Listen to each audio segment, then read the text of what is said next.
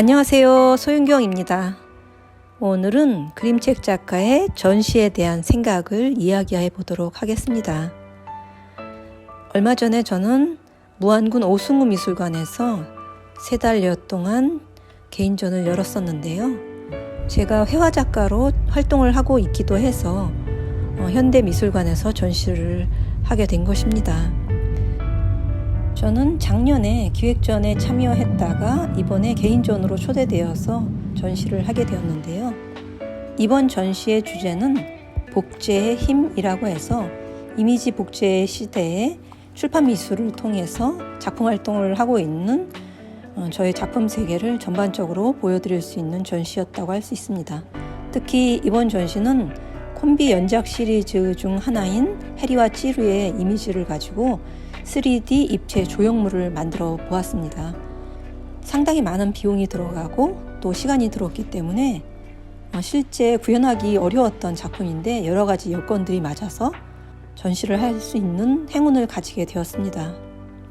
이번 전시는 저와 함께 콜라보로 작품 활동을 해주신 작가님들이 계세요. 서주연 조각가님이 3D 컴퓨터 프로그래밍을 해주셨고 한성원 작가님이 영상 애니메이션 작품을 만들어 주셨어요. 그리고 강윤철 PD님과 박상훈 PD님이 만들어 주신 해녀의 부엌 다큐멘터리 일부를 아직 발표하지 않은 작품을 발췌해서 편집해 주셨고요. 이렇게 전시라는 것을 만들다 보면 굉장히 많은 것들을 준비해야 하죠.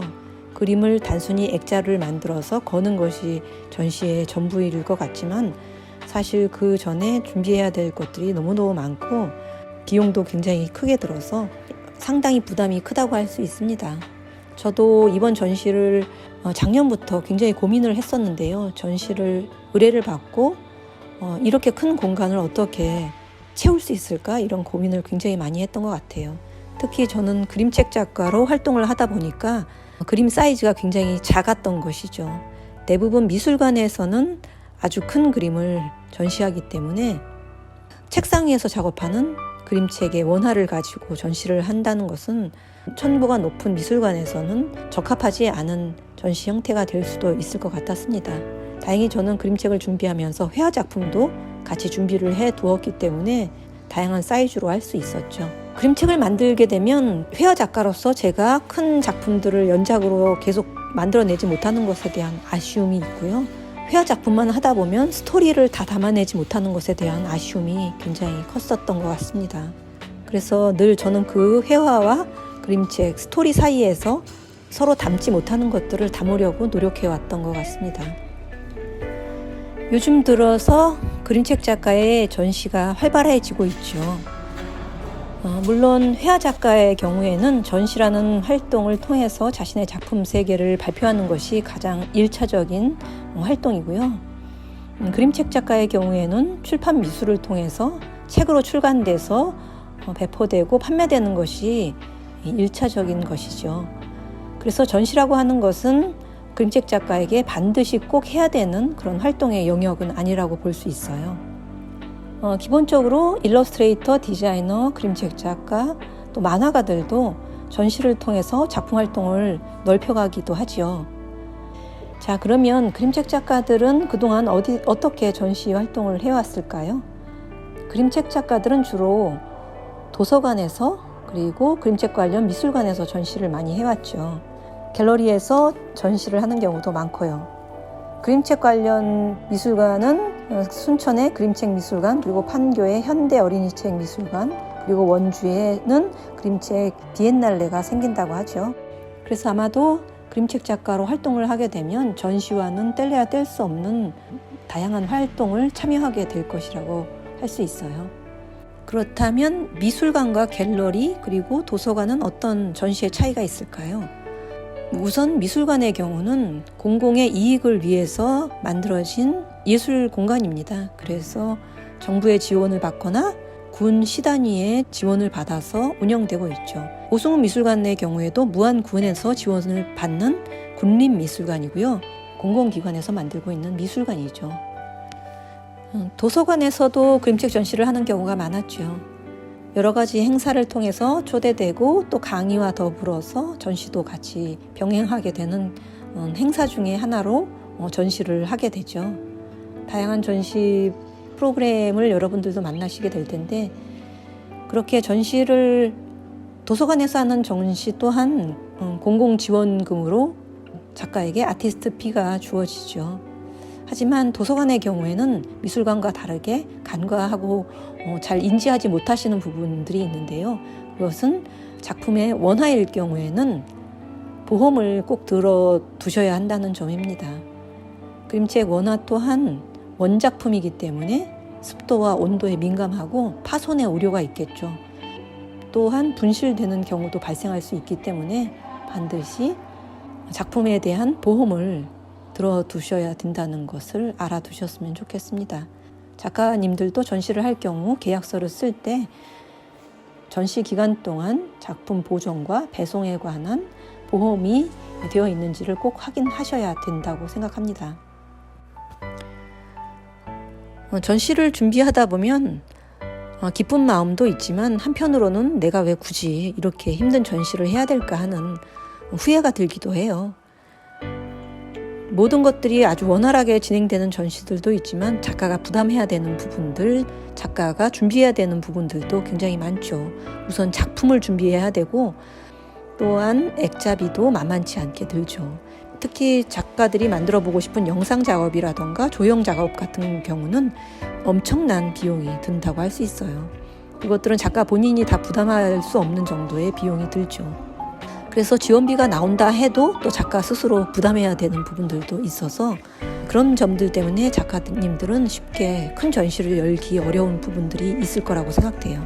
저 같은 경우에도 이번 전시를 통해서 지원금을 받고 여러 가지 협찬을 받아서 가능한 전시였다고 할 수 있습니다. 여러분 안녕하세요.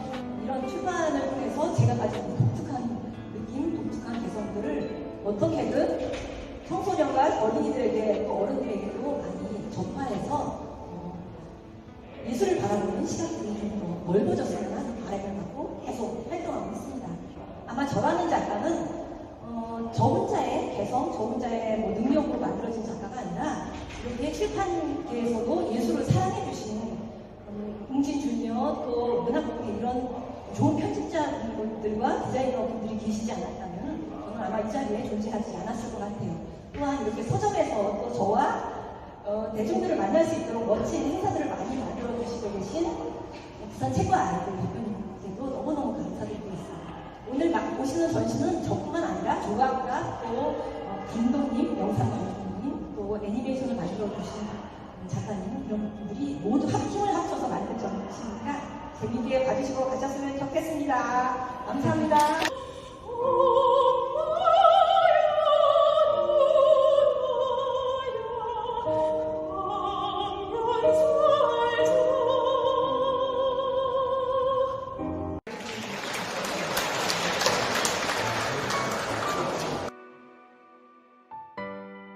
전시만 열어놓고 전시장에 가지 않는 경우도 굉장히 많죠. 하지만 최소한 어느 정도의 작가가 직접 전시장에 찾아가서 관객들을 만나고 소통하는 부분들이 저는 필요하다고 생각했습니다. 그래서 많이는 가지 못했지만 날짜를 정해놓고 관객들과 만나는 시간을 가졌습니다. 특히 작가가 직접 도슨트를 해주면서 작품 설명을 해주면 당연히 관객들 입장에서는 호응도가 훨씬 높을 수밖에 없습니다. 그래서 작가 스스로 관객들과 소통하려고 하는 그런 모습을 보여주는 것들은 굉장히 중요한 부분이 아닐까 생각해요. 예전에 롯데미술관에서 지금은 고인이 되신 김정기 만화가님께서 미술관에서 그림을 그리면서 관객들과 소통하는 모습을 보면서 제가 굉장히 큰 감명을 받았습니다. 네, 많은 작가님들이 그렇다면 나는 수작업을 하지 않고 디지털 작업으로 그림책을 만들고 있는데 그런 경우에는 어떻게 그림책 전시를 할 수 있을까? 전시는 나와는 상관이 없는 것이 아닐까 이렇게 생각하시는 분들도 있을 거예요. 하지만 디지털 작업을 하시는 작가님들도 활발하게 전시 활동을 하고 있습니다. 더 이상 그림책은 그림책 원화를 전시해서 전시를 하는 것이 아니라 다양한 방면으로 전시를 할 수 있죠. 조형물을 만들 수도 있고요. 영상 작품으로 만들 수도 있고 인터랙티브 아트를 통해서 대중들과 적극적으로 만날 수도 있죠. 전시의 형태는 다양해지고 점점 더 변화무쌍하게 디지털화되고 있기 때문에 작품 세계가 있다고 한다면 전시는 앞으로도 더욱더 다양한 형태로 발전해 나갈 것입니다. 오히려 원화 작업은 디지털 전시를 위해서 레이어를 분리해야 되는 수고로움이 있죠. 하지만 이미 디지털화된 작업들은 다양한 형태로 전시를 할 수 있기 때문에 유리한 점들도 굉장히 크다고 할 수 있어요. 물론 원화를 직접 볼 수 있는 고전적인 형태의 전시는 좀 어려울 수 있겠죠. 아트 프린트를 잘한다고 해도 그것은 분명 원화와는 다른 복제의 미술이 될 것이기 때문이죠. 앞으로 그림책 전시는 증가할 것이라고 생각돼요. 이전에는 미술 동네에서는 그림책 작가를 전시회에 초대하지 않았습니다. 그림책 작가에 대한 인식, 또 일러스트레이터에 대한 인식들이 조금씩 굉장히 많이 변하고 있어서 앞으로는 미술관에서도 활발하게 그림책 작가의 전시가 이루어질 것이라고 생각해요. 그러기 위해서는 작가님들도 그림책을 만들면서 전시를 염두에 두는 습관을 가져보시는 것도 좋을 것 같아요. 내가 이 작품을 색에만 맞춰서 작업을 하는 것이 아니라 이 작품이 앞으로 어떤 형식으로 공연이 되거나 전시가 되거나 또 영상화 될 수 있는 것들을 염두에 두시고 작업을 하는 것과 안 하는 것에는 분명 차이가 있을 것이라고 생각돼요. 사실 이번 전시는 공간이 주는 압박감이 굉장히 컸기 때문에 이번 미술관 전시를 통해서 저는 더 큰 공간도 소화해낼 수 있을 것이라는 자신감을 얻게 되었습니다. 그것이 이번 전시를 통해서 제가 얻은 큰 수확 중에 하나이지요. 또 마지막으로 갤러리에서 전시를 하는 경우가 있죠. 일러스트레이터로서 활동하시는 분들은 갤러리 전시를 자주 하시죠. 아직까지 우리나라는 그림책 원화의 판매가 활발하지는 않는데요. 그림책의 경우에는 연작으로 되어 있기 때문에 그 중에 한 작품을 그 안에서 빼내게 되면 마치 이가 빠지듯이 그림책 전체의 흐름이 깨지기 때문에 작가들도 그림책 원화를 쉽게 판매하려고 하지 않죠. 갤러리가 반반 50%씩 수익을 가져간다고 하는데요. 저는 이것이 과연 합리적인 것일까 생각하게 되더라고요. 물론 작가도 작품을 만드는데 많은 비용을 사용하게 되고 또 갤러리도 공간 대여와 여러 가지 면에서 비용을 크게 지출하는 것들은 맞는데요. 그 비용이 서로에게 적절하게 조율이 돼서 판매가 되는 것들이 굉장히 중요하다고 생각합니다. 갤러리에서 초청을 받아서 전시를 하는 경우도 있고 또 작가가 직접 갤러리 공간을 대여해서 전시를 하는 경우도 있죠. 오히려 작가가 갤러리를 대관해서 직접 작품을 파는 것 또한 좋은 방법이 아닐까 생각돼요. 어떤 경우가 더 작가에게 유리한지 생각해 보시면 좋을 것 같습니다.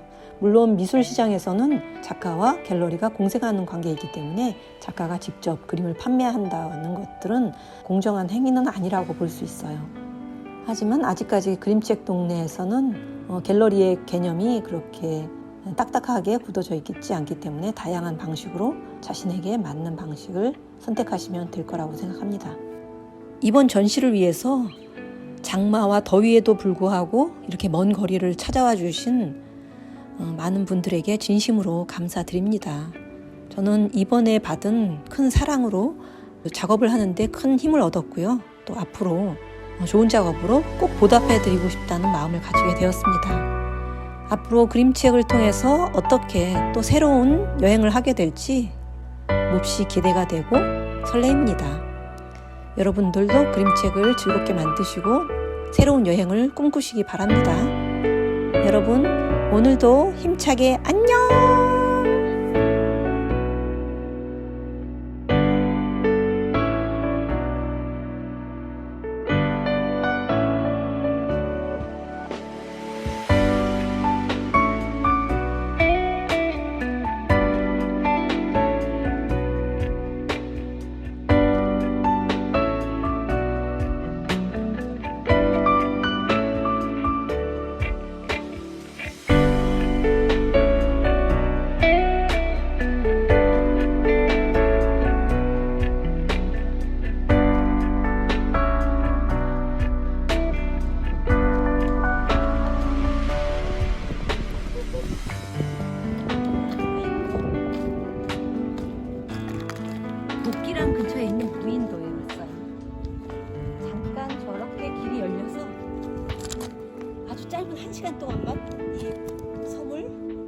5분 내에 돌 수 있는 그런 아주 작은 무인도 섬이에요.